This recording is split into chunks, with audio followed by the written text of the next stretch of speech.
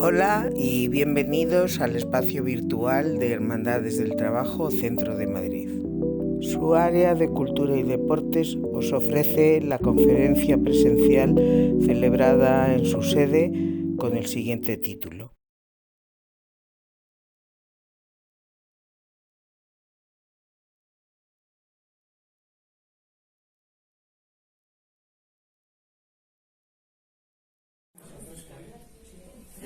Bien, pues buenas tardes a todos. Desde luego iniciamos el curso y estábamos como con sorpresa de quién nos íbamos a encontrar, porque con todos estos cambios en hermandades espero que la información haya llegado y siga llegando del aula cultural y que nos encontremos siempre un grupito de gente amantes de, en este caso, de la literatura y de todas las cosas interesantes que vamos a hacer aquí. Hoy nos vamos, es un tema que nos ocupa tan apasionante como cualquier otro que analicemos desde el punto de vista del juego literario, que resulta de la complicidad del autor con sus personajes o simplemente de esa difusa frontera que a veces hay entre realidad y ficción, como hemos titulado hoy respecto al Quijote, ¿no? Entre que el autor, lo que el autor percibe muchas veces o siente y al final lo que acaba expresando en una obra como esta que traspasa todos los límites del tiempo y por supuesto también de las fronteras. En el caso de nuestro Don Quijote de la Mancha, como acabo de decir, ha traspasado todas las fronteras habidas y por haber, tanto geográficas, lingüísticas, literarias. Podemos afirmar rotundamente que Cervantes supo poner las bases de toda la novela moderna posterior de una forma magistral. El mismo Américo Castro, que era un gran estudioso del Quijote, afirma: no es realizar un descubrimiento decir que Cervantes creó el Quijote y con él la novela moderna, haciendo que las fantasías de los libros caballerescos se despeñen por la vertiente de la ironía, la forma más aguda de la crítica. Ya lo vio así el romanticismo alemán. Herder lo llamó epopeya cómica, Novalis, antítesis entre la realidad y el sueño, y Butterbeck, conflicto de la naturaleza y la razón. Y es que realmente en la segunda mitad del siglo XVI hay como una especie de crisol de tendencias narrativas, todas ellas con notable éxito de público lector. Por una parte se da el florecimiento de la novela pastoril, en obras que seguramente nos sonarán algunas de ellas: la Diana de Jorge de Montemayor, la Diana enamorada de Gil Polo, la Galatea del mismo Cervantes, una novela pastoril, la Arcadia de Lope de Vega. Por otra parte nos encontramos con novelas moriscas, de Pérez de Hita, género propagado por las guerras civiles de Granada y causado en parte por la aparición de esa preciosa y anónima historia del Abencerraje y la hermosa Jarifa. También asistimos al resurgimiento de la novela bizantina, de amor, de aventuras, de ese cúmulo de historias que son apasionantes, y presenciamos el nacimiento de la novela picaresca también con el anónimo Lazarillo de Tormes, el Guzmán de Alfarache, de Mateo Alemán, continuado en el siglo XVII por Quevedo y su Buscón, o la Pícara Justina de López de Úbeda, el Marcos de Obregón de Vicente Espinel y el anónimo Estebanillo González. Pero sin duda, la veta más exitosa se debe a la continuación del género de los libros de caballerías, que se inició mucho antes por el Amadís de Gaula en obras como Don Belianís de Grecia, el caballero del Febo de Ortúñez de Calahorra, o bien Don Olivante de Laura de Torquemada. Esto es, así a grandes rasgos, muy deprisa, ese panorama novelístico en el que Cervantes va a irrumpir con esa fabulosa historia que romperá todos los esquemas.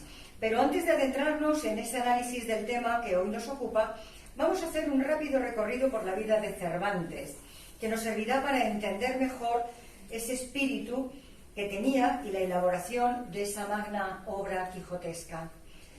Escasean bastante los datos documentales de su biografía, aunque a veces se ha derrochado ingenio, muchísimas veces fantasía, con la finalidad de llenar las lagunas de información acerca de su vida, pero no siempre han sido fidedignas. Nos ayudan las alusiones autobiográficas que aparecen en varias obras de Cervantes, que aunque hay que considerarlas con cierta cautela, nos ayudan a rehacer algunos momentos importantes de su vida. Ahí tenemos una reproducción, un cuadro de su familia y varias instantáneas de lo que es la recreación actual de la casa museo donde nació Cervantes, y delante con su Quijote y Sancho en la puerta de la casa sentados en un banco. Nacido en 1547 en Alcalá de Henares, Miguel de Cervantes Saavedra, hijo del cirujano Rodrigo de Cervantes y de Leonor Cortinas. Cuando tenía 4 años, toda la familia se traslada a Valladolid, que era entonces una corte, donde esperaban a los Cervantes, pues sobre todo desdichas y vergüenzas. Don Rodrigo contrajo deudas que no pudo pagar, fue sobre todo también víctima de usureros, le embargaron sus bienes y acabó encarcelado varios meses. Residieron posteriormente en Córdoba, en Sevilla, para establecerse por fin en 1566 en Madrid. Disponemos de noticias muy precisas sobre la actitud de participación de Cervantes en la memorable batalla de Lepanto, a las órdenes de don Juan de Austria, que recordará toda su vida pues con orgullo. Estando enfermo, no dudó en incorporarse valientemente a la lucha, lo que le costó heridas muy difíciles de curar, quedándole la mano izquierda anquilosada para siempre. De regreso ya a España, Cervantes y su hermano menor fueron hechos prisioneros. Permaneció encarcelado en Argel 5 años, siendo una etapa de su vida muy dura, muy dura. Los padres de Cervantes hicieron cuanto pudieron para lograr la libertad de sus hijos y elevaban toda clase de peticiones. Incluso su madre se hizo pasar por viuda para inspirar más compasión. Después de varios intentos de fuga, dignos de un auténtico relato bizantino de la época, Cervantes logra ser rescatado de las galeras que partían hacia Constantinopla con 500 escudos que angustiosamente y con mucha dificultad reunió la familia en 1580 y que provocó pues su ruina económica. Cervantes tiene que rehacer su vida y empezar de nuevo. Si alguien era resiliente, era este personaje. Se traslada a Portugal, donde estaba la corte de Felipe II, pretendiendo pagar las deudas que su familia había contraído para poderle rescatar. Tras numerosísimos episodios de los que hay testimonios sobre actuaciones, vamos a decir, poco claras de Cervantes respecto al manejo del dinero y que le costaron de nuevo breves periodos de cárcel, llegamos a 1605, en que fue publicada esa primera parte del Quijote. El prestigio literario y la popularidad de Cervantes alcanza por aquellos días pues, una repercusión enorme, al tiempo que ocurre en la misma puerta de su casa un desagradable suceso. Un asesinato en el que, por socorrer al herido, se ve envuelto en la culpabilidad del hecho. Esto, unido a cosas vergonzosas que venían ocurriendo ya en casa del escritor con diferentes miembros de su familia, hace que vaya a parar de nuevo a la cárcel. Curiosamente, cuando su máxima creación estaba triunfando por calles y plazas. El gran éxito del Quijote no solo dio a Cervantes un renombre literario del que había carecido hasta entonces, sino que suscitó el interés general de sus obras, con esa especie de morbo que estamos acostumbrados hoy en día. En 1615 publica la segunda parte del Quijote y al año siguiente, en 1616, fallece en Madrid atendido por su esposa y por su sobrina. Debido a la pobreza, pues fue enterrado de caridad con el sayal franciscano en las Trinitarias Descalzas. Como vemos, la biografía de Cervantes ofrece contrastes y notas que ayudan a comprender el sentido del Quijote. Vivió un mundo muy variado, confuso, que aparecerá maravillosamente retratado en el Quijote, hasta en sus matices más sutiles y sus notas más características. El éxito del Quijote, desde que se publicó en 1605, jamás ha conocido eclipses. En su lengua original se imprimió unas 30 veces en el siglo XVII. Estamos hablando de que entonces no es darle a la manivela, ¿vale?, ni al botoncito.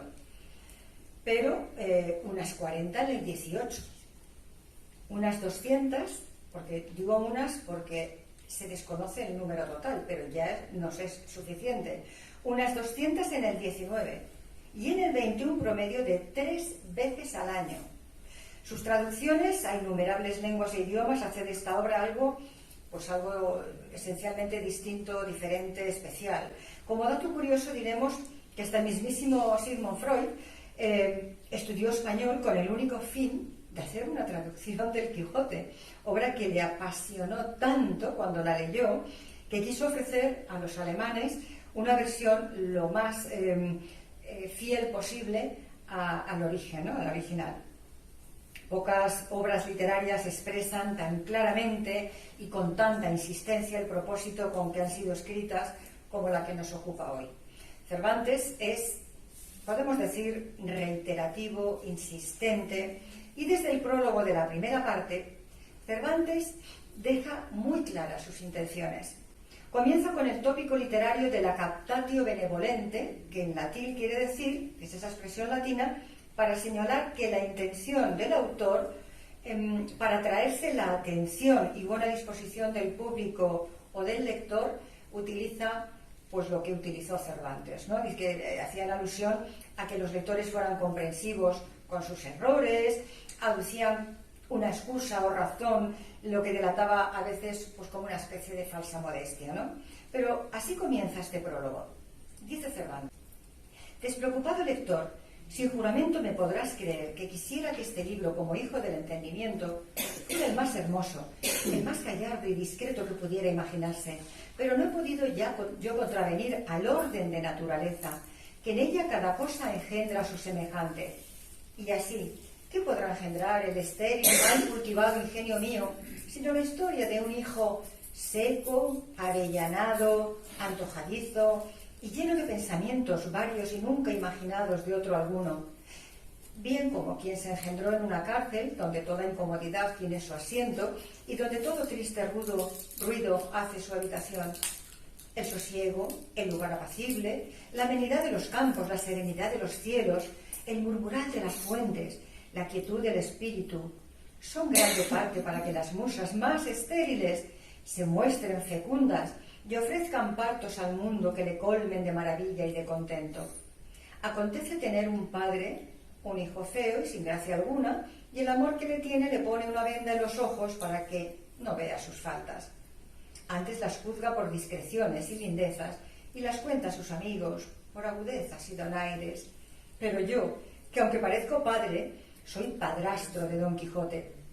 No quiero suplicarte casi con lágrimas en los ojos, como otros hacen, lector carísimo, que perdones o disimules las faltas que en este mi hijo vieres, pues ni eres su pariente ni su amigo, todo lo cual te exenta y hace libre de todo respeto y obligación, y así puedes decir de la historia todo aquello que te pareciere, sin temor que te calumnien por el mal ni te premien por el bien que dijeres de ella.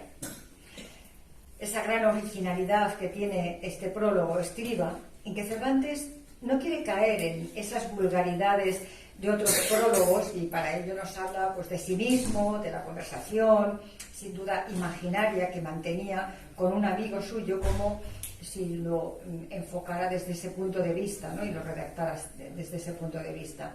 Todo ello le da pie para atacar con frecuencia, que eso le encantaba, a Lope de Vega, su gran enemigo, que entonces se hallaba pues en la cumbre de la gloria, ¿no? Al paso que Cervantes pues llevaba una vida muy desdichada, opaca.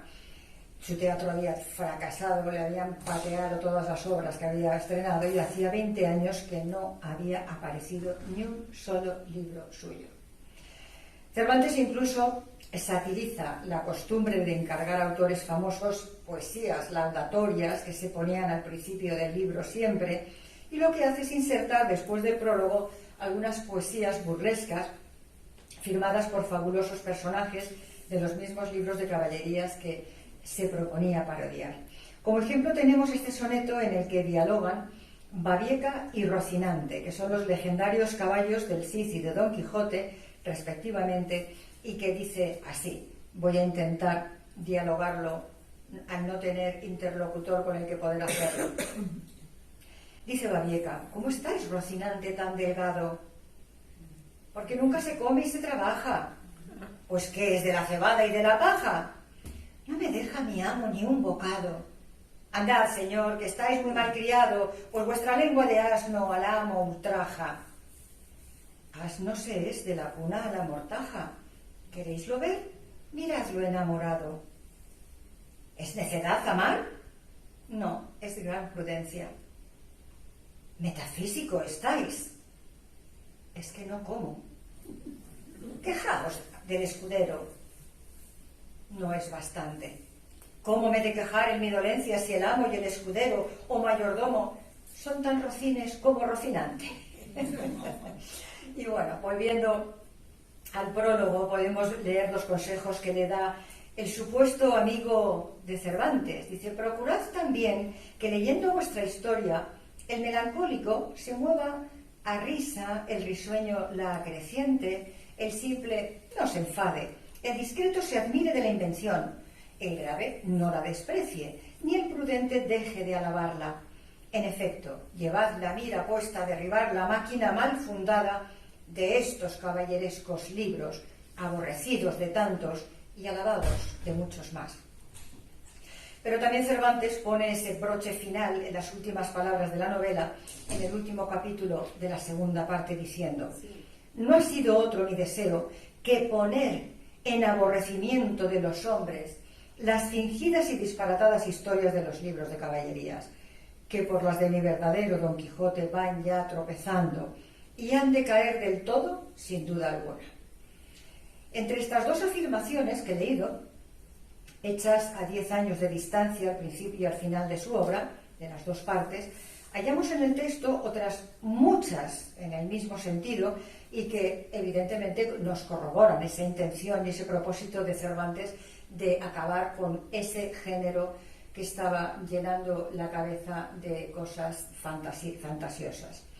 Pero realmente este propósito acaba siendo un pretexto, nada más, para escribir esta fabulosa historia. Pues si el Quijote fuera tan solo ese propósito, en cuanto a los libros de caballería dejaron de escribirse, que así fue, de imprimirse y de leerse, toda su validez hubiera caducado, se hubiera quedado ahí, pero no pasó así. Lo extraordinario del Quijote es que esta parodia, que interesa al que desconoce lo parodiado, aunque no conozcamos las novelas de caballerías, nos da igual, que llega a los más alejados en el tiempo, en el espacio, a cualquier cultura, abre un montón de perspectivas, de posibilidades de reflexión, de darle vueltas a todo lo que está ahí escrito en boca de todos los personajes, no solamente de Don Quijote y Sancho.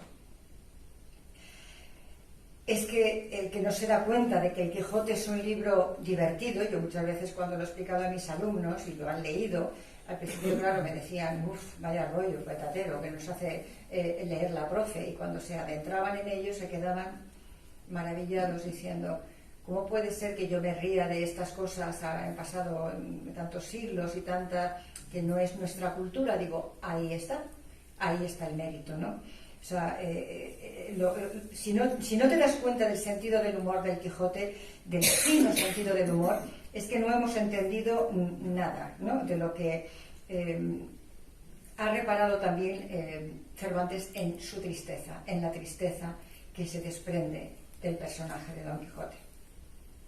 Tanto en la primera parte como en la segunda se debaten serios problemas de una actualidad inmediata, apasionada, que los contemporáneos sí que debieron de percibir en toda su gravedad y también pues con mucha audacia, evidentemente. Pero como digo, la sombra del Quijote es absolutamente alargada, es atemporal.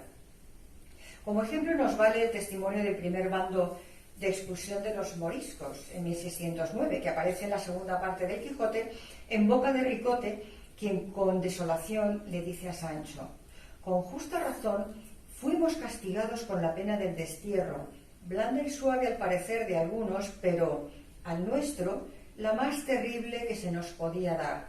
Doquiera que estamos, lloramos por España, que en fin, nacimos en ella y es nuestra patria natural, y en todas las partes de África nos ofenden y maltratan. No hemos conocido el bien hasta que lo hemos perdido. Hay para hacer una tesis, ¿no? Supongo. Bien. Centrándonos un poquito más en el tema del juego ficción-realidad, porque aquí hay para adentrarse en miles, nos vamos a centrar en el subtítulo de hoy, o hablar un poco de lo que podría ser la locura y la cordura, ¿no? que se da en esta magnífica obra. Hay que decir que Cervantes nos induce a replantearnos y a considerar lo que realmente es realidad de lo que es ficción o fantasía. En el Quijote se produce ese extraordinario juego de ficción novelesca en el que la frontera entre lo real y lo fantástico no tiene límites precisos, pero porque Cervantes así lo quiso. El autor nos presenta pues, a un loco aparente que no quiere distinguir los límites entre realidad, ficción, ficción-realidad, y la de la ficción de sus lecturas, que es ficción de ficción. Ese especie de quijotismo lúdico, de juego, no es más que eso, un juego cervantino que nos conduce a un simbolismo que representa la búsqueda de un ideal, de unos valores que tengan una trascendencia. Dicha búsqueda nace, permanece en la imaginación de nuestro personaje, haciendo que transforme la realidad, nos conduzca con él hacia lo eterno e inmutable. Que la aparición de la segunda parte del Quijote complicó aún más el problema. Al presentarnos la primera parte como un relato de algo que nunca fue, o de algo que fue o pudo ser de otra manera, en la segunda parte, en cambio, nos compromete con una ficción dentro de la ficción que aceptamos como realidad, no siendo más que una ficción lúdica creíble. Que el problema surge cuando Quijote quiere conquistar tierras bajo el título de caballero, pero la realidad le juega esa mala pasada porque ya no hay caballeros andantes, ya nadie los respeta ni quieren respetarlos, son valores que no están vigentes, los reglamentos de caballería ya no están, y se encuentra ante un mundo mucho más frío, menos pasional, donde los conflictos ya no se dirimen entre caballeros, evidentemente, sino mediante guerras y cada vez más organizadas. Entonces ahí empieza a fallar. Por otro lado, se hace evidente la existencia de un choque entre realidad y ficción, porque Don Quijote nos saca lecciones de realismo de los errores que comete. Por ejemplo, enfrentándose a un rebaño de ovejas creyendo que eran soldados, o desafiando a los molinos de viento pensando que eran gigantes, sino que los atribuye a maleficios, a encantamientos realizados por el sabio Festón. Podríamos analizar entonces que la realidad comienza a ser afectada por la ficción, ya que Don Quijote nunca admite estar confundido o equivocado. Y a razón de ello, los personajes que giran en torno a él también a veces se ven afectados a lo largo de la novela, convirtiéndose en muchos casos en cómplices de su desvarío y de su locura. Vamos a ver cosas increíbles que se van balanceando alrededor de Don Quijote, entre la ficción y la realidad, entre la cordura y la locura. Así, por ejemplo, cuando los amigos de Don Quijote intentan salvarle de su locura quemando los libros de caballería que guardaba en su casa, utilizan recursos ficticios para explicarle. No era el diablo, replicó la sobrina, sino un encantador que vino sobre una nube una noche después del día que vuestra merced de aquí se partió, y apeándose de una sierpe en que venía el caballero, entró en el aposento, y no sé lo que hizo dentro, que a cabo de poca pieza salió volando por el tejado y dejó la casa llena de humo. Pues nuestro personaje es un ser que se está debatiendo entre un mundo cuya realidad es brutal e incomprensible y otro donde cree encontrar los valores que considera legítimos y válidos. Albert Camus, en su obra El hombre rebelde, afirma: no es, pues, lo importante todavía el remontarse a la raíz de las cosas, sino que, siendo el mundo lo que es, lo importante es saber cómo conducirse en él. Una verdad preciosa. Por eso Don Quijote no desaprovecha ocasión y en la segunda parte le da unos consejos a Sancho antes de que éste vaya a gobernar la ínsula en un extraordinario discurso, que si no lo habéis leído os recomiendo que no os lo perdáis entero, sobre el que seguiré hablando más adelante y que entre otras cosas le dice: no comas ajos ni cebollas porque no saquen por el olor tu villanería. Come poco y cena más poco, que la salud de todo el cuerpo se fragua en la oficina del estómago. Sé templado en el beber, considerando que el vino en demasía ni guarda secreto ni cumple palabra. Ten en cuenta de no mascar a 2 carrillos ni de eructar delante de nadie. En lo que toca a cómo has de gobernar tu persona y casa, lo primero que te encargo es que seas limpio, que te cortes las uñas sin dejarlas crecer como algunos hacen, a quienes su ignorancia les ha dado a entender que las uñas largas les hermosean las manos. Anda despacio, habla con reposo, pero no de manera que parezca que te escuchas a ti mismo, pues toda afectación es mala. No andes desceñido y flojo, que el vestido descompuesto de indicios de ánimo abatido. Toma con discreción el pulso a lo que pudiere valer tu oficio. Si sucediere que des librea a tus criados, dásela honesta y provechosa, más que vistosa y bizarra, y repártela entre tus criados y los pobres. Así tendrás pajes para el cielo y para el suelo. Este modo de dar librea no lo alcanzan los vanagloriosos. Sea moderado tu sueño, que el que no madruga con el sol no goza del día, y advierte que la diligencia es madre de la buena ventura, y que la pereza, su contraria, jamás llegó al término que exige un buen deseo. Este último consejo que ahora darte quiero, puesto que no sirve para adorno del cuerpo, quiero que le lleves muy en la memoria. Jamás te pongas a discutir de linajes, al menos comparándolos entre sí. Por fuerza, en los que se comparan, uno ha de ser el mejor, y del que abatieres serás aborrecido, y del que levantares en ninguna manera premiado. Por ahora dejemos esto aquí, que si mal gobernares, tuya será la culpa y mía la vergüenza. Mas consuélame que he hecho lo que debía en aconsejarte con las veras y con la discreción a mi posible alcance. Encomiéndate a Dios y procura no errar en el primer intento. Quiero decir que siempre tengas firme propósito de acertar en cuantos negocios te ocurrieren, porque siempre favorece el cielo los buenos deseos. Dios te guíe y te gobierne en tu gobierno. Evidentemente, así Sancho pues es el contrapunto de Quijote, ¿no? Es la cruda realidad de la ignorancia, pero llena de esa sabiduría popular. De su capacidad de servicio siempre saldrá su actitud de aceptar como posible todo aquello que para él es irreal. Decide confiar en Don Quijote, es una decisión, es una opción que él adopta, se pone en sus manos, sufrirá con él, terminará convertido en gobernador de Barataria. Vamos a seguir analizando ese discurso al que acabo de hacer referencia, cuyos consejos dados por Don Quijote podríamos considerar como, para mí, perfectamente contrapuestos a los del príncipe de Maquiavelo, ¿no? Para quien el fin siempre justificaba los medios. Y le dice: primeramente, oh hijo, has de respetar a Dios, porque en el respetarle está la sabiduría, y siendo sabio no podrás errar en nada. Lo segundo, has de poner los ojos en quien eres, procurando conocerte a ti mismo, que es el más difícil conocimiento que puede imaginarse. Ten más compasión, que no más justicia, de las lágrimas del pobre que de lo que te cuenta el rico. Procura descubrir la verdad por entre las promesas y dádivas del rico, como por entre los sollozos e importunidades del pobre. Cuando pudiere y debiere tener lugar la equidad, no cargues todo el rigor de la ley al delincuente, que no es mejor la fama del juez riguroso que la del compasivo.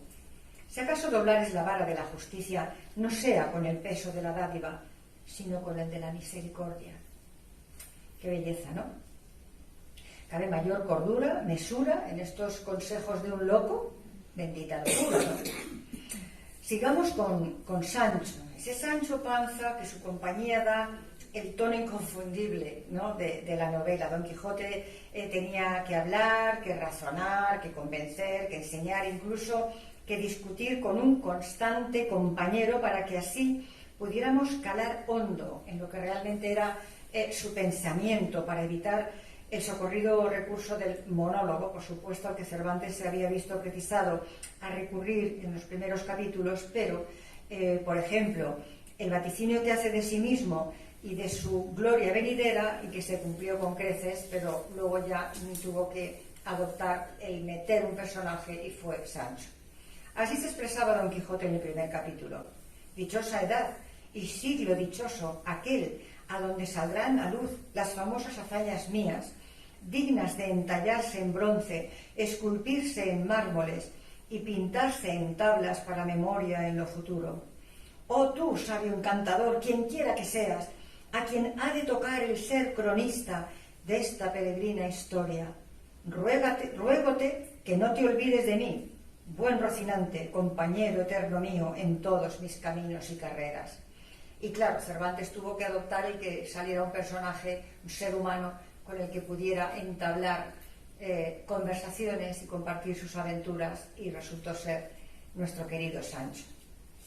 Sancho, pues, será el encargado de advertir a su señor del engaño de sus sentidos, de hacerle ver que las maravillas que su mente imagina no son tal, sino normales manifestaciones de una realidad cotidiana, vulgar, que les está rodeando, pero que siempre hay como esa lucha entre realidad y ficción.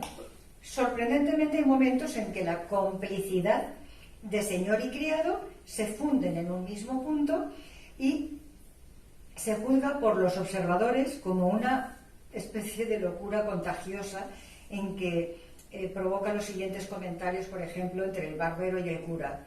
Dice: no pongo yo duda en eso, respondió el barbero, pero no me maravillo tanto de la locura del caballero como de la simplicidad del escudero, que tan creído tiene aquello de la ínsula que creo que no se lo sacarán del casco cuantos desengaños pueden imaginarse.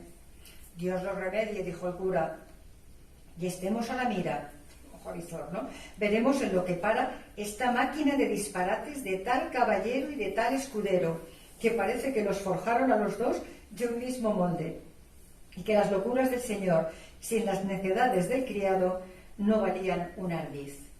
Sabias palabras en las que realmente Cervantes lo que hace en boca de estos dos personajes, del barbero y del cura, es hacernos ver la simbiosis. Es como las dos piezas de un puzzle que encajan perfectamente y que uno sin el otro no serían nadie. Al final de la primera parte nos encontramos con este soneto de un académico de Argamasilla, a Sancho Panza, en el que podemos detectar ciertos ecos, no exentos de ironía, como sabemos que está impregnado toda la obra, de un precioso soneto de amor de Quevedo, que dice así: Sancho Panza es aqueste en cuerpo chico, pero grande en valor, milagro extraño, escudero, el más simple y sin engaño, que tuvo el mundo oscuro y certifico. De ser conde no estuvo en un tantico, y no se conjuraron en su daño insolencias y agravios del tacaño siglo que aún no perdonan a un borrico. Sobre él anduvo, con perdón se miente, este manso escudero, tras el manso caballero Rocinante y tras su dueño. Oh, vanas esperanzas de la gente, cómo pasáis con prometer descanso y al fin paráis en sombra, en humo, en sueño. Nos recuerda a Quevedo, ¿no? Bien. Al contrario que en otros relatos al uso, en los que el amor conduce a la locura, Cervantes hace que en su personaje sea la locura lo que lo lleve al amor. Así Don Quijote decide hacerse caballero andante y además de sus armas, de su caballo, se ve precisado a buscar una dama de quien enamorarse, porque el caballero andante sin amores era árbol sin hojas ni fruto y cuerpo sin alma, según sus palabras. Así que el amor es, pues, una exigencia derivada de la locura caballeresca. Y ante esta necesidad, Don Quijote escoge como dama suya, textualmente dice, a una moza labradora de muy buen parecer, según él, de quien él un tiempo anduvo enamorado, aunque según se entiende, ella jamás lo supo. Se llamaba Aldonza Lorenzo. nombre que el caballero sustituyó, lógicamente rescatando esos nombres de la novela de caballerías, Dulcinea del Toboso, nombre del lugar donde ella vivía. Desde ese momento, la aldeana Aldonza Lorenzo queda convertida en la imaginación de Don Quijote en la princesa Dulcinea del Toboso, dechado de toda hermosura y discreción, siempre al parecer de Don Quijote, y que reside en alcázares o palacios. Pero la verdad es que, a pesar de la afirmación que acabo de citar, Don Quijote jamás había visto a esta mujer, pues así lo afirmará luego. Dice: en todos los días de mi vida no he visto a la sin par Dulcinea, ni jamás atravesé los umbrales de su palacio, y solo estoy enamorado de oídas y de la gran fama que tiene de hermosa y discreta. Esta contradicción puede deberse a uno de esos descuidos, podemos decir, de Cervantes, atribuidos a que en el transcurso de la redacción de la novela quiso cambiar el punto de vista y en la segunda parte incorpora a Dulcinea en el amor de oídas, no pudiendo enmendar lo que escribió en la primera 10 años antes. Bueno, se le puede perdonar. Sancho estará al principio plenamente convencido de que su señor ama a una alta princesa llamada Dulcinea que vive en el Toboso, aunque esto último le sorprenderá un poco, pues jamás ha tenido noticia de que en una aldea al lado de la suya, muy próxima a la suya, residiera princesa alguna, ¿no? Pero él siempre todo lo ponía ahí en veremos, ¿no? Pero llega el momento en que Don Quijote decide enviar a Sancho al Toboso con una carta para Dulcinea, y en esta ocasión le es preciso descubrir la verdad. Don Quijote, que con toda conciencia dio al don San Lorenzo el nombre de Dulcinea, ha de renunciar por unos breves instantes a esta idealización. O sea, vemos que Don Quijote como que se apea de la locura y vuelve a entrar en ella cuando quiere, ¿no?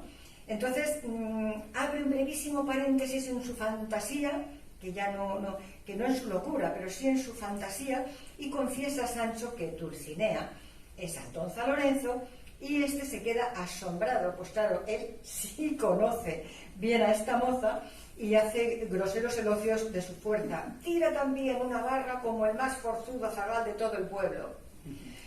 La respuesta de Don Quijote, evidentemente, a la sorpresa de Sancho, es perfectamente lógica dentro de esas costumbres literarias caballerescas de la época, y dice: por lo que yo quiero a Dulcinea del Toboso, tanto vale como la más alta princesa de la tierra. Sí, que no todos los poetas que alaban a las damas con un nombre que ellos les ponen a su albedrío, es verdad que las posean.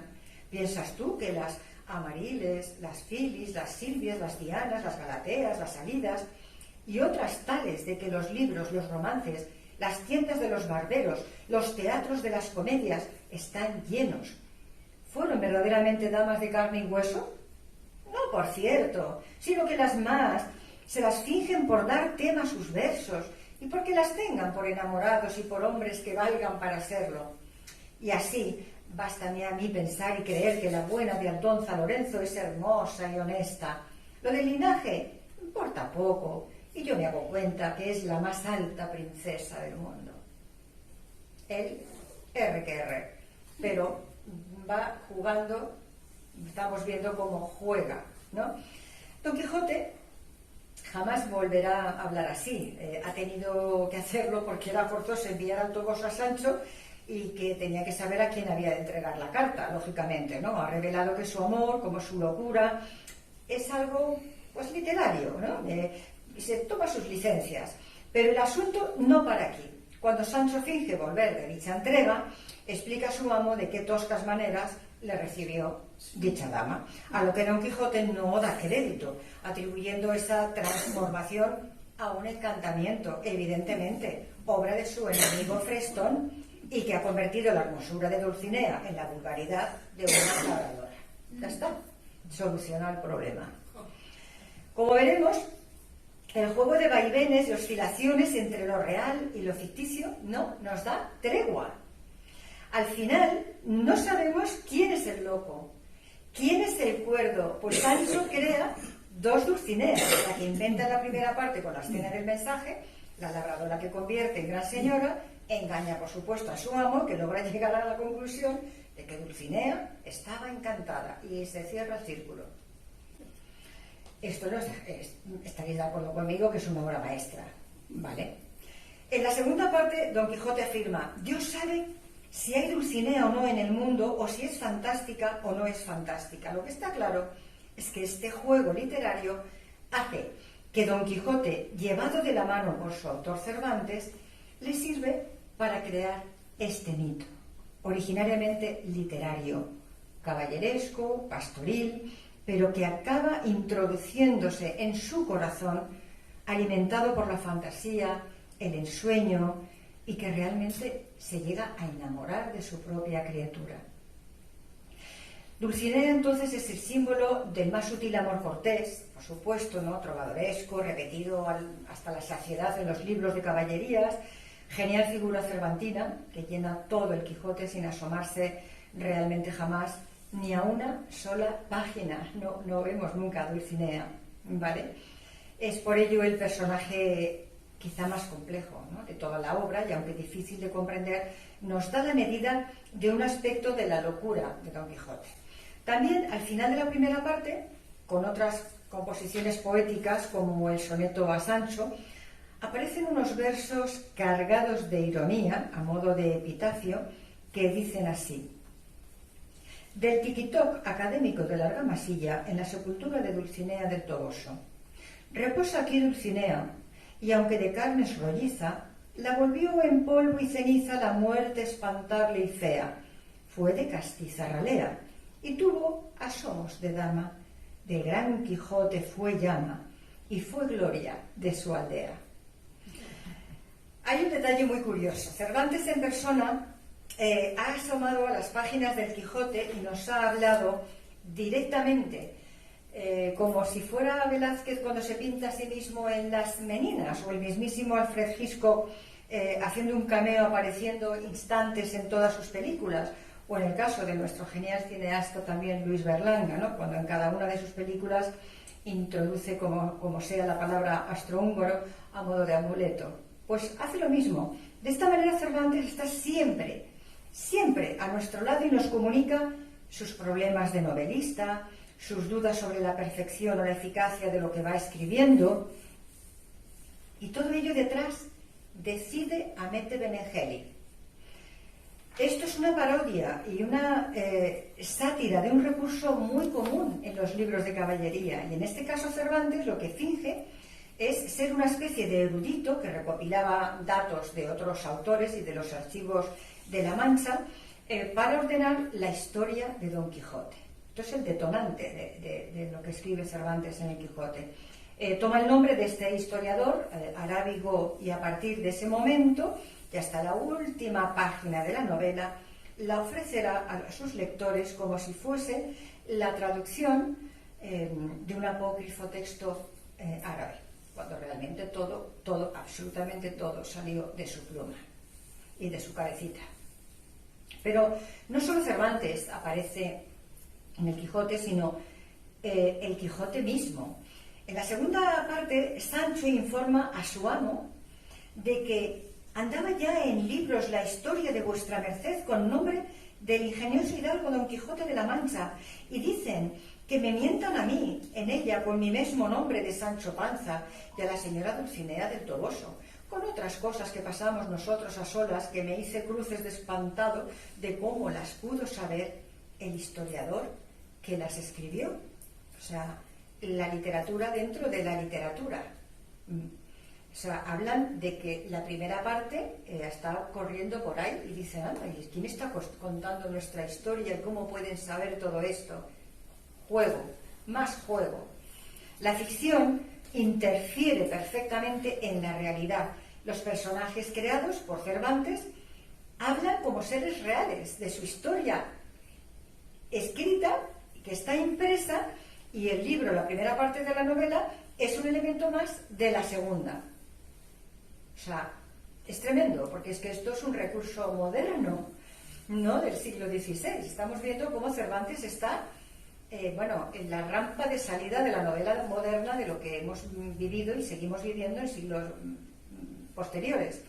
Don Quijote y Sancho Son esos personajes literarios que carecen de tradición, porque nacieron con Cervantes, quien los creó con esa imaginación impresionante, y sin recogerlos de anteriores prototipos, ni inspirarse en modelos literarios ya conocidos, salvo lo que es la idea del mundo caballeresco, claro, por supuesto, salvando eso. Pero Celestina, Don Juan, el Rey Lear, el Doctor Fausto, ya existían antes de Rojas, de Tirso de Molina, de Shakespeare, de Goethe. Por eso nos resistimos a ver en Don Quijote y en Sancho símbolos como el idealismo y el materialismo, porque son algo muchísimo más importante, muchísimo más profundo.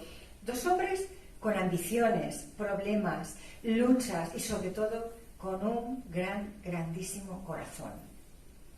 Con estos dos personajes Cervantes logra articular los dos siglos en los que vivió a caballo de los siglos XVI y XVII como dos piezas de un solo engranaje.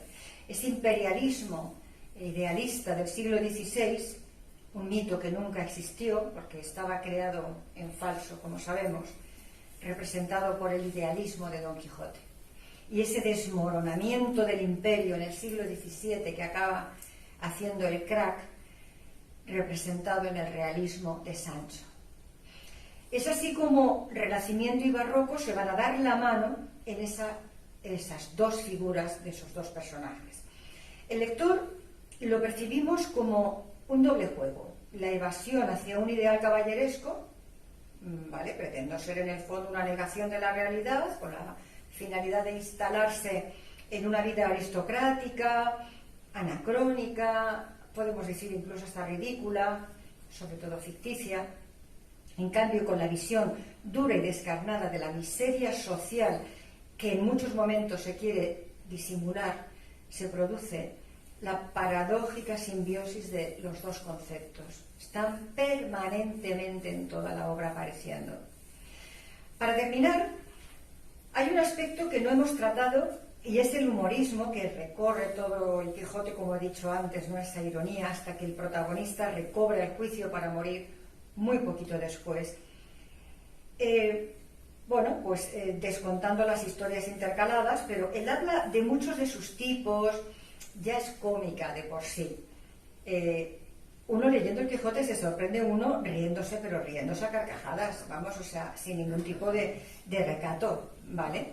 Él habla solamente de las expresiones, las circunstancias, las aventuras, cómo se desarrollan, tanto la de los que son naturalmente graciosos como Sancho, que siempre está hablando pues, con sus chascarrillos y su inocencia y su ingenuidad, la de los que se expresan mal, como el cabrero y el vizcaíno, que tienen una forma de hablar tronchante, como la de aquellos que sencillamente pues dicen tonterías, como la mujer del ventero Palomeque y del labrador de Miguel Turra, ¿no? Las dos partes del Quijote están escritas con una fina ironía, sin que el humor decaiga en ningún momento. Hay veces que la deja como aparcada un poquito la ironía para caer en un cierto dramatismo, algo que nos encoge el corazón, pero enseguida nos saca de ahí con otra cosa que nos alegra. Cuando el escritor acaba su novela, tiene ya 68 años. Ha sufrido toda suerte de penalidades, de estrecheces, de humillaciones, de las que no se ha escapado su propio hogar. Aunque en el Quijote existe un fondo evidente de amargura, como estoy diciendo también que hay veces, ¿no?, que se asoma la tristeza, la forma siempre es alegre, risueña, chistosa, divertida, como si con estas manifestaciones humorísticas Cervantes quisiera ahogar ese dolor profundo que acarreaba de toda su vida. Hoy podemos ver en Don Quijote la culminación trágica, no exenta de optimismo, de todo el proceso renacentista por el que el ser humano alcanza un lugar en el mundo que antes tenía solamente Dios. Eso se tradujo para unos en el desastre de creerse seres omnipotentes mediante la ciencia o todos los nuevos descubrimientos, y para otros recuperar una dignidad que se había enterrado durante siglos. Hace ya 100 años, en las celebraciones del tercer centenario, fueron Ortega y Gasset en sus meditaciones del Quijote y Miguel de Unamuno en el sentimiento trágico de la vida, quienes entraron de lleno en una interpretación de la obra. El primero desde el autor y el segundo desde el personaje. Ambas visiones se van a complementar y forman un todo. España vista desde ángulos distintos para componer una imagen tan compleja como su propia realidad, es decir, una poliédrica visión del español. El ingenioso hidalgo Don Quijote de la Mancha, pues magistral novela en la que se encierra un verdadero, complejísimo universo de personajes, historias, anécdotas, situaciones que nos mueven en muchos momentos a la risa, pero que en otros muchos nos dejan una lágrima asomando a los ojos. Todo esto no ha sido más que una especie de aperitivo a todos los manjares que contiene y encierra esta maravillosa historia. Como broche de oro no podemos dejar de citar alguno del sinfín de refranes, de sentencias que aparecen diseminados en el Quijote como muestra de la sabiduría que se desprende de esta obra. Es literatura popular en estado puro. Tan importantes son los refranes en el Quijote que si el primero que se cita tiene que ver con la muerte, váyase el muerto a la sepultura y el vivo lo agaza. El último, en boca de Don Quijote, agónico, tiene también una despedida triste por argumento. Ya en los nidos de antaño no hay pájaros hogaño. Dicho que remata el caballero manchego con esta proverbial clarividencia: yo fui loco y ya soy cuerdo. Deleitémonos entonces con este muestrario del refranero quijotesco. Parece, Sancho, que no hay refrán que no sea verdadero porque todos son sentencias sacadas de la misma experiencia, madre de las ciencias todas. Amistades que son ciertas, nadie las puede turbar. La pluma es la lengua del alma. El que no sabe gozar de la aventura cuando le viene, no debe quejarse si se pasa. Me moriré de viejo y no acabaré de comprender al animal bípedo que llaman hombre. Cada individuo es una variedad de su especie. A enemigo que huye, puente de plata. Buen corazón quebranta mala ventura. Cada uno es hijo de sus obras. Como el fuego no puede estar escondido y encerrado, la virtud no puede dejar de ser conocida. Conocerse a sí mismo es el más difícil conocimiento que pueda imaginarse. De la abundancia del corazón habla la lengua. Donde reina la envidia, no puede vivir la virtud. El poeta nace, no se hace. El sueño es alivio de las miserias de los que las tienen despiertas. Querer atar las lenguas de los maldicientes es lo mismo que poner puertas al campo. Hasta la muerte, todo es vida. La discreción es la gramática del buen lenguaje. Y no hay libro malo que no tenga algo bueno. Menuda verdad, ¿no? Y a esta sentencia, pues pronunciada por el bachiller Sansón Carrasco, responde Don Quijote: no hay duda en eso, pero muchas veces acontece que los que tenían méritamente granjeada y alcanzada gran fama por sus escritos, en dándolos a la imprenta, la perdieron del todo, o la menoscabaron en algo. La causa de eso, dijo Sansón, que como las obras impresas se miran despacio, fácilmente se ven sus faltas. Los hombres famosos por sus ingenios son envidiados de aquellos que tienen por gusto juzgar los escritos ajenos, sin haber dado algunos propios a la luz del mundo. Pues, ¿qué más podemos pedir? Libros, libertad, van siempre juntos. Son nuestros mejores amigos, alimento de la juventud, recreo de la madurez, dan esplendor a la prosperidad y consuelo en la desgracia, decía Cicerón. Si a tu vecino quieres conocer, averigua qué libros suele leer, reza el refranero. Ojalá que esta pequeña muestra pues nos haya invitado, al que aún no la haya hecho, a sumergirse en las páginas de este apasionante libro, Don Quijote de la Mancha, y llegue hasta sus entrañas para disfrutar de ese universo quijotesco hasta la última letra.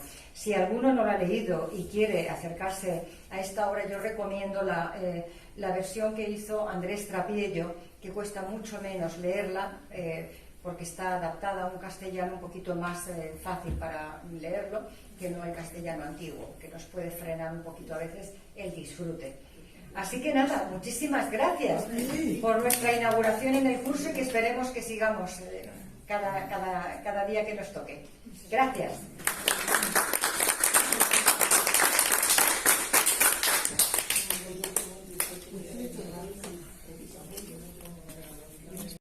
Nos puedes seguir en redes sociales, puedes contactar con nosotros por teléfono o presencialmente en nuestra sede.